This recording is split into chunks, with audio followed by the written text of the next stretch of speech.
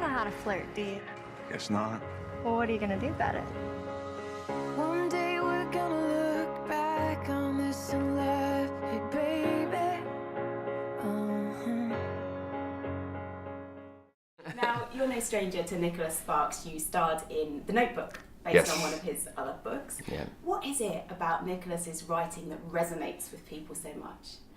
I don't know. I think nowadays when you see a whole lot more comic book movies, you know, in the film world, you see big action adventure movies or, you know, kids animated films, and there's very little in between. So it's nice to see a script come along that's a story about humanity, about relationships, and about I don't know, just very very simple, very you know, human stories, I guess. And there's an unapologetic thing about his work as well. That's just, it's unabashedly romantic, and I think that's appealing to a lot of people. Well, Dawson goes back, doesn't he, to his hometown, and he has a second chance, really, with his childhood sweetheart. Yeah.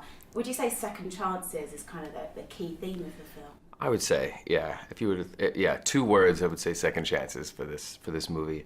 I don't know. I think as humans, we always think, what would my life be like had I taken a left instead of a right? You know, and in this movie, I think this is a character who carries a lot of regrets about some choices that he made in his life, and you know, his path and Amanda's path kind of come back together, and this is I think he believes that this is fate and this, or destiny, or at least questions it, and I don't know. I think he feels there's a reason behind it, and this is an opportunity to get back on the right path that he was sort of destined for.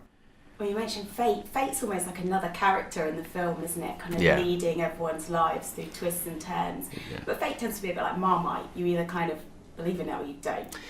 Where are you? It's a good question. I don't know.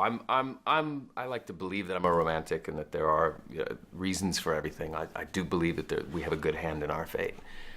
So I think that my opinion is that life, you know, sort of unfolds in its own way for each individual, and it's what you make of that, I guess, that's how you have your hand in your own fate. There are some people believe that there's one person out there for them in the world, and I don't know that I subscribe to that. I think it's, I don't know. I think love is more complex than that. I think you do have the capacity to have feelings for different people and at different points in your life, and but I do think that Dawson and Amanda share something really unique in that they connect on a whole other level. I can't let you go without asking you an X-Men question. Is Scott Summers going to be back in the X-Men films? Boy, I don't know. I don't know. The actors are usually the last people to know about the plans for the characters. And I know there's a lot of new speculation out there, but who knows? You know, it's like you're gonna kind of go on with your work, and then if they give you a ring and say, hey, we wrote something in the, you know, then great. I'd always love to come back to that. Brilliant, you're open to that, cool. Yeah, for sure. I just want what's best for my daughter, so it's gonna end right now. If this was the last time you're gonna see me, what would you say?